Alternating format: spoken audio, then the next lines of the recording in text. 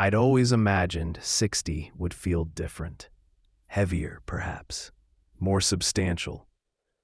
Like crossing into some exclusive club where wisdom settles into your bones and the uncertainties of youth finally crystallize into hard-won truths.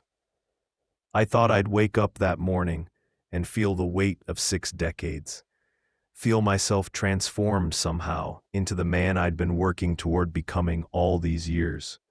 Instead, I woke up at 5:47 a.m., 13 minutes before my alarm, the way I'd woken up almost every morning for the past 38 years. My back ached in that familiar spot, just below my left shoulder blade. My mouth was dry. Through the bedroom window, the oak tree we'd planted when Jessica was born swayed in the pre-dawn darkness, its branches now thick enough to scrape against the gutter when the wind picked up. Margaret was already awake. I could tell by her breathing, shallow and deliberate, the kind of conscious stillness that comes from someone pretending to sleep. We'd been married long enough that I knew the difference. 36 years of sleeping beside someone teaches you their rhythms, their patterns, the way a sailor learns to read the sea. I lay there in the gray light, listening to her false sleep, and wondered if she was thinking about the birthday dinner she'd planned, probably at Marconi's, our usual place. Jessica and Tom would drive up from Portland with the grandkids. Michael might even fly in from Chicago if his trial schedule allowed it. Margaret had been cryptic about the details, which meant she was planning something, some gesture that would make the day feel special.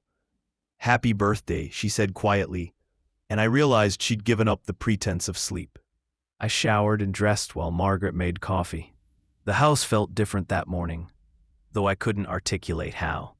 It was the same arts and crafts bungalow we'd bought in 1991. The same creaking floorboards in the hallway.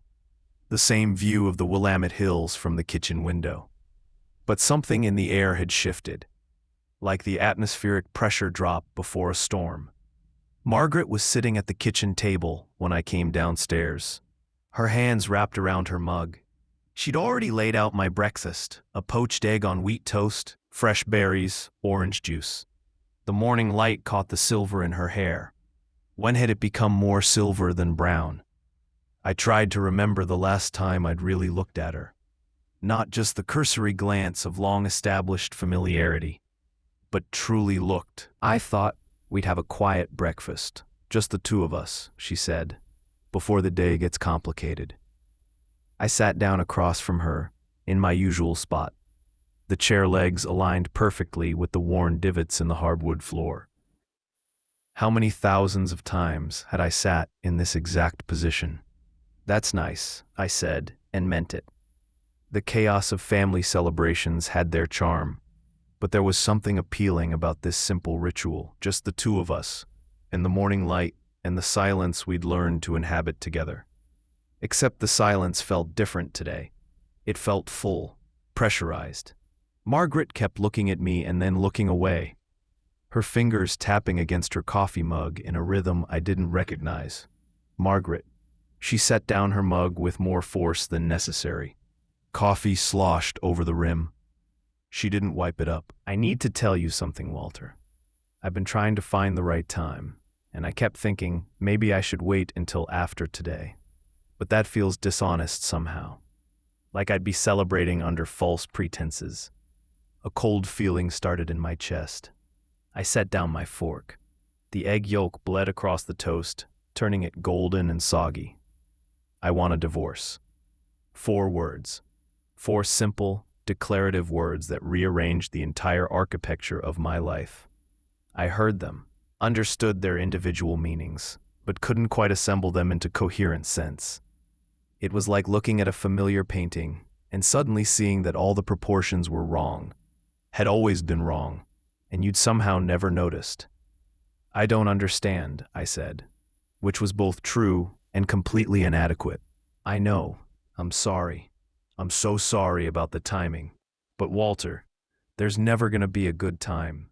And I've been carrying this for months, and I just can't anymore." Months. The word landed like a stone in still water, and I watched the ripples spread outward, disturbing everything.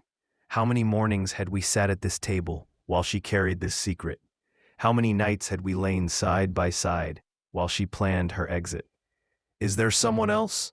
The question came out flat, clinical, like I was asking about the weather. No, God, no. This isn't about that. This is about me, about us, about the life we've been living that isn't really a life anymore. It's just routine, habit, going through the motions. I looked around the kitchen. The ceramic bowl we'd bought in Santa Fe on our 20th anniversary. The children's artwork, still magneted to the refrigerator, though our children were now in their 30s. The calendar on the wall with Margaret's neat handwriting, marking dentist appointments and book club meetings and the grandkids' birthdays. I thought going through the motions was what marriage became, I said.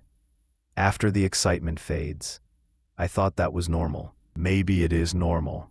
She was crying now, silent tears tracking down her cheeks. But I don't want normal anymore. I'm 58 years old, Walter. I have maybe 20 or 30 good years left, if I'm lucky. And I don't want to spend them being normal. The sun had fully risen now, flooding the kitchen with light that seemed too bright, too insistent. I couldn't look at her directly. Instead, I focused on my hands, spotted and veined, the hands of a 60-year-old man. When had they started looking like my father's hands? What about dinner tonight? I asked, and immediately hated myself for the question. My marriage was ending, and I was worried about restaurant reservations. I canceled it 2 days ago. I told Jessica the truth. She wanted to talk to you, but I asked her to let me do this first. So our daughter knew. Our daughter had known for 2 days that her parents' marriage was ending, had carried that knowledge while I'd been blissfully unaware, thinking about whether I'd get a birthday cake and whether Michael would make it home from Chicago. I stood up, not sure what I intended to do, just knowing I couldn't sit anymore. I walked to the window and stared out at the garden. Margaret's garden, really. I'd just been the labor, the muscle that turned the soil and hauled the stones for the border. She'd been the vision, the one who knew which plants would thrive in partial shade, which colors would complement each other, how to create something beautiful from dirt and sunlight and water. I didn't see this coming. I said to the window, 36 years, and I didn't see it. I know, that's part of the problem. I turned to face her. What does that mean? She stood up, wrapping her arms around herself. You stopped seeing me years ago, Walter. You look at me, you talk to me, you live beside me, but you don't actually see me. I'm just part of the furniture, part of the routine. You know I'll make your coffee and make your dinner and be here when you get home, and that's enough for you. But it's not enough for me. That's not fair. Even as I said it, I knew it was true. When had I last asked her what she was thinking about, what she dreamed about? When had I last really listened to her answer? Maybe not, but it's honest. She wiped her eyes with the back of her hand. I've been taking those painting classes at the community center. Did you know that? I didn't. For 8 months. Every Tuesday and Thursday evening. I've completed 12 paintings. They're hanging in the guest room. You've never asked to see them. The accusation hung in the air between us. I wanted to defend myself, to point out how busy I'd been at work, how the Henderson case had consumed months of my attention, how I'd assumed she'd show me if she wanted me to see them. But these were excuses, and we both knew it. I'd like to see them, I said quietly. Would you, or do you want to see them now because I'm leaving? I didn't have an answer. She moved toward the doorway, then paused. I'm going to stay with Patricia for a while. I've already packed some things. I'll come back next week to get more. We can figure out the logistics then. Lawyers, the house, all of it. But I needed you to know, today. I needed to stop pretending. On my birthday. I'm sorry about that. I really am. But Walter, every day I waited would have been another lie. And I'm tired of lying. I'm tired of pretending this is enough. She left the room, and I heard her footsteps on the stairs, the bedroom door closing.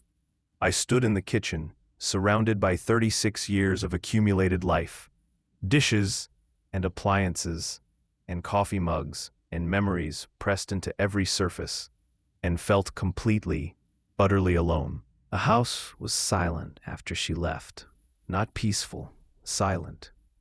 The kind of oppressive quiet that makes you aware of your own breathing, your own heartbeat, the small mechanical sounds of existence. The refrigerator hummed. The heating system clicked on and off. Somewhere a faucet dripped with metronomic precision. I didn't move from the kitchen for over an hour. I sat back down at the table and stared at my untouched breakfast until the toast went cold and the berries started to weep juice onto the plate. My phone buzzed several times.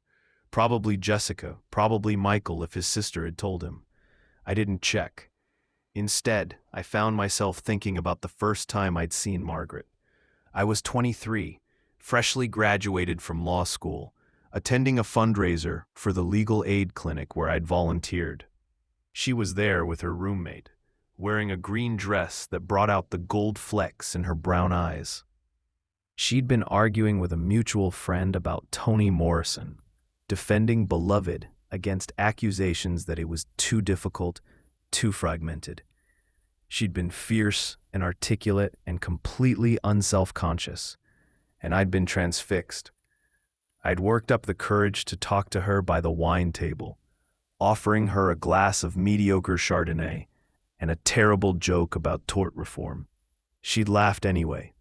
We'd talked for 2 hours about books and music and our families and our dreams.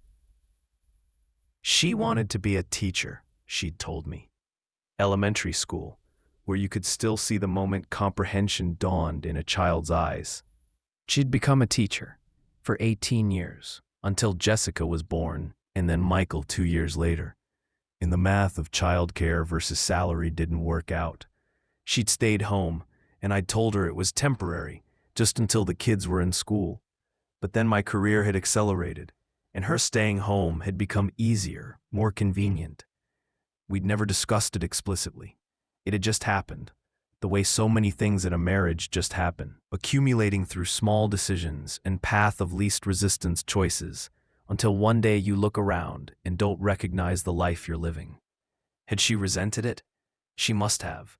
But she'd never said so, or maybe she had, and I hadn't been listening. How many conversations had I half heard, one eye on my phone or my case files, offering non-committal murmurs, while she talked about her day, her thoughts, her disappointments. The painting classes, 8 months of Tuesdays and Thursdays, 12 paintings I'd never seen. What else had I missed? I forced myself to stand, to climb the stairs to the guest room.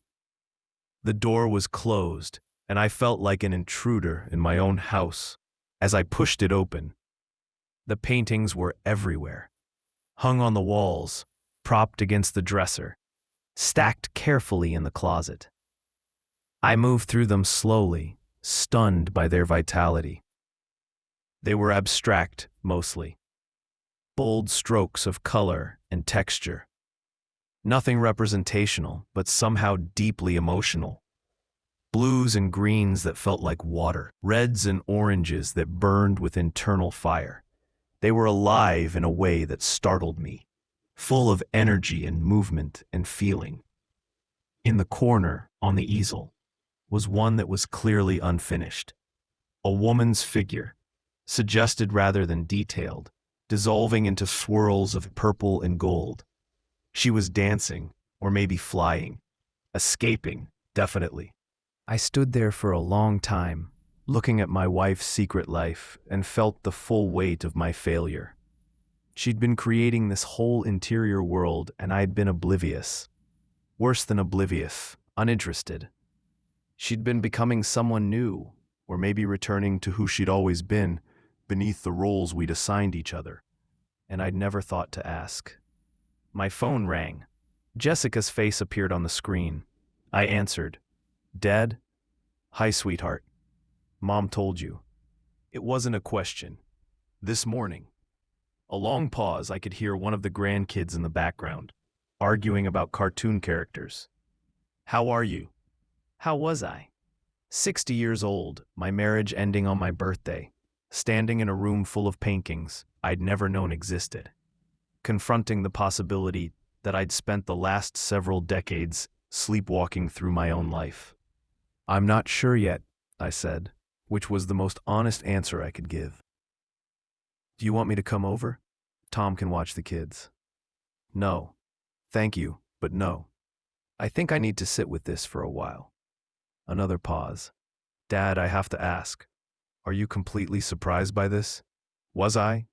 I let the question settle, tried to answer it honestly. Yes and no. I thought we were fine, content. But if I'm being truthful, I can't remember the last time we really talked, really connected. We've been living parallel lives in the same house. She tried, Dad. For a long time, she tried.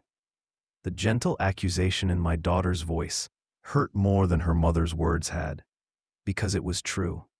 Margaret had tried. She'd suggested date nights and weekend trips and couples therapy, back when there might still have been time to course correct. And I'd been too busy, too tired, too comfortable in my complacency to pay attention. "I know," I said. "I know she did." After we hung up, I went to the bedroom and sat on the edge of the bed. Margaret's side was neatly made, her nightstand cleared of the books and reading glasses that usually cluttered it. She'd taken the framed photo of us from our honeymoon, the one where we're on the beach in Cannon Beach, young and sunburned and laughing at something long forgotten. The absence of it left a pale rectangle on the wood. I lay back and stared at the ceiling, at the water stain we'd always meant to fix after that storm in 2019. How many nights had we lain here, side by side, each absorbed in our own thoughts, our own private worlds? When had we stopped reaching for each other in the darkness? When had we stopped wanting to? The next few days passed in a strange, suspended state. I called in sick to work for the first time in 7 years. I wandered through the house, seeing it with new eyes, or maybe old eyes. The eyes of the person I'd been before routine calcified into habit. Every room held artifacts of our shared life. The couch we'd argued about buying because Margaret wanted something bold, and I'd wanted something practical. And we'd compromised on something neither of us loved. The dining room table where we'd hosted countless dinners, back when we still entertained. The dent in the hallway wall from when Michael had been learning to ride his bike indoors, despite our protests. I looked at the photos on the mantle, the visual record of our life together. Wedding day, impossibly young. First house, Jessica as a newborn. Family trip to Yellowstone. Michael's graduation. More grandkids than I could keep straight in my added state. We looked happy in all of them. Were we happy? Or were we just smiling for the camera, performing happiness the way we'd performed our marriage? Michael called. "Dad, I'm so sorry. I wish I'd known sooner. I would have come home." "It's okay. There's nothing you could have done. Do you want me to fly out this weekend? I can get away. Focus on your trial. Your mother and I will figure this out." But would we? I had no idea how to proceed. At 60 years old, I was facing a future I'd never imagined. What did divorce look like at this age? What did starting over look like? I'd been Walter Hartley, husband and father, for so long that I wasn't sure who Walter Hartley, singular, even was. On the third day, I finally worked up the courage to text Margaret. She was staying with Patricia, her best friend since college, in a condo downtown. I asked if we could talk. Not about lawyers or logistics, just talk. She agreed to meet me at Hoyt Arboretum on Thursday afternoon. Neutral ground, public but private. I arrived early and walked the trails, watching young mothers push strollers and elderly couples walk hand in hand. I felt separated from all of them by an invisible barrier, a man out of sync with the world around him. Margaret appeared on the trail, looking different. She was wearing clothes I didn't recognize, a flowing rust-colored shirt, wide-legged pants. her hair loose around her shoulders instead of pulled back in her usual practical ponytail. She looked like herself, I realized. Not my wife performing the role of my wife, but Margaret herself, unfiltered. "Hi," she said. "Hi." We walked together down the trail without speaking for several minutes. The afternoon light filtered through the canopy, dappling everything with moving shadows. "I saw your paintings," I finally said. "They're extraordinary." She glanced at me, surprised. "Thank you." "Why didn't you show me?" She was quiet for so long I thought she might not answer. When she did, her voice was careful, measured. "At first, I wanted to. Every week I'd come home from class excited to tell you what I'd learned, what I was working on. But you were always distracted, always thinking about work. And after a while, it felt like showing you would be admitting something to myself that I wasn't ready to face." "What?" "That I had this whole part of myself that you weren't interested in, that didn't fit into the life we'd built. It was easier to keep it separate, to have it be mine alone." We reached a bench overlooking the valley and sat down. The city sprawled below us, all glass and steel and human ambition. "I failed you," I said, not dramatically, not with cruelty or betrayal, but with 1,000 small moments of inattention, 1,000 times when I chose comfort over connection. "It wasn't just you, Walter. I made choices too. I let myself become smaller. I let the roles we played, mother, wife, homemaker, consume everything else. And I was angry about it, but I never said so. I just got quieter and quieter, until I wasn't sure there was anything left of me worth showing." I thought about the dancing figure in her unfinished painting, dissolving into color and freedom. The painting in the guest room, the woman disappearing. That's me, or it's supposed to be. I'm not disappearing, though. I'm becoming. At least that's what I'm trying to capture. "Becoming what?" She smiled sadly. "I'm not sure yet. That's what I need to find out. For 36 years, I've been defining myself in relation to other people. Your wife, their mother, my students when I was teaching. I need to figure out who Margaret is, separate from all of that." The words hurt, but I understood them. Maybe for the first time, I really understood them. "I'm 60 years old," I said. "This morning I woke up and realized I have no idea who I am either. I've been playing the role of myself for so long that I've forgotten what's underneath." "Then maybe this is an opportunity for both of us." I looked at her, really looked at her, and saw the woman I'd fallen in love with at that fundraiser all those years ago. She'd been there all along, just buried under layers of routine and responsibility and mutual neglect. "I don't want the divorce," I said, "but I understand why you do." She reached over and took my hand. Her fingers were familiar and strange at the same time. "I don't hate you, Walter. I want you to know that. You're a good man. You've been a good father. But we've been slowly disappearing each other for years. And if we keep going, there won't be anything left. Is there a version of this where we find our way back, where we both become ourselves but do it together?" She didn't answer right away. A jogger passed us, earbuds in, lost in their own world. "I don't know. Maybe. But not now. Right now, I need space. I need to figure out who I am when I'm not performing for anyone, not accommodating anyone else's needs or expectations. And you need that too, even if you don't realize it yet." We sat there as the afternoon lengthened into evening, not talking, just being together in our separateness. It felt like mourning and relief all at once. Grief for what we'd lost, but also a strange kind of freedom in finally naming the truth. I'm writing this 6 months later. The divorce papers have been filed but not finalized. We're taking our time, working through the practical details with a gentleness I didn't know we were capable of. The house is on the market. I've rented an apartment downtown, a small 2-bedroom with a view of the river. It's temporary, just until I figure out what permanent looks like. Jessica and Michael have adjusted, though not without pain. Family gatherings are complicated now, everyone carefully navigating the new geography of our relationships. But we're figuring it out. The grandkids are resilient in the way that children are, accepting the changes with a pragmatism that humbles me. Margaret is painting full-time now, renting studio space near Patricia's condo. She's had 2 gallery showings, sold several pieces. She looks younger, somehow, or maybe just more alive. We meet for coffee every few weeks, awkward at first, but gradually finding a new rhythm. We're learning how to be friends, or something like friends. 2 people with a shared history, figuring out how to honor the past while moving forward separately. As for me, I'm learning too. I've cut back my hours at work, turned down a partnership opportunity that would have meant more money and less time. I'm taking a woodworking class, something I'd always been interested in but never pursued.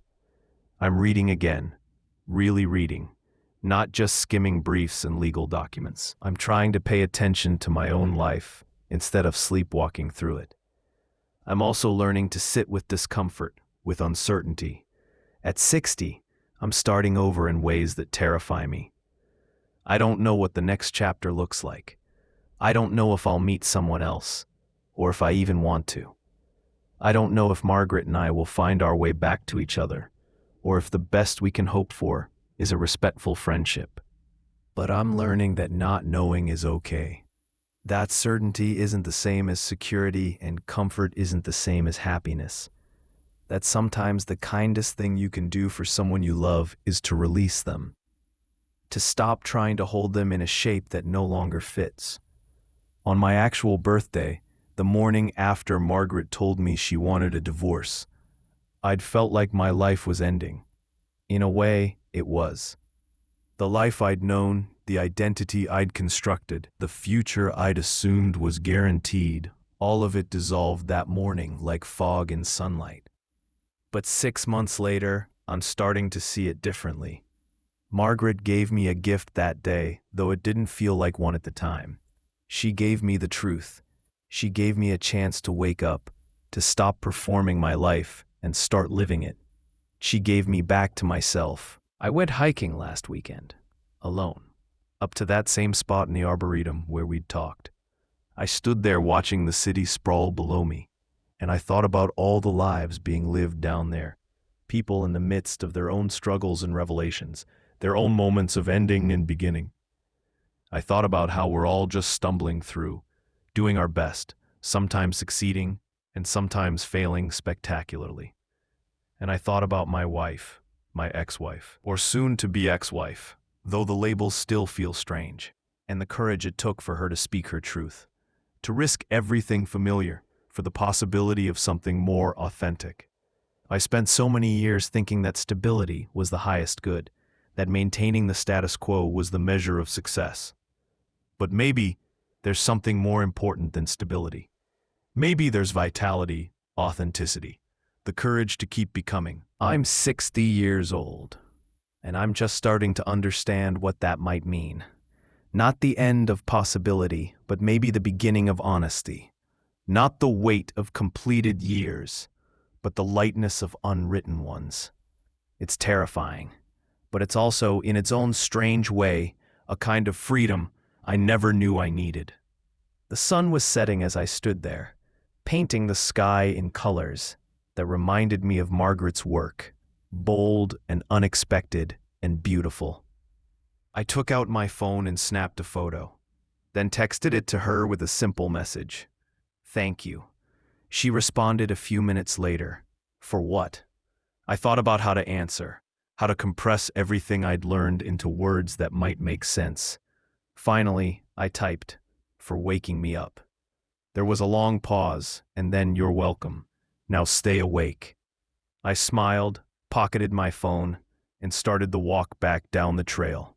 Ahead of me, the path disappeared into shadows and uncertainty.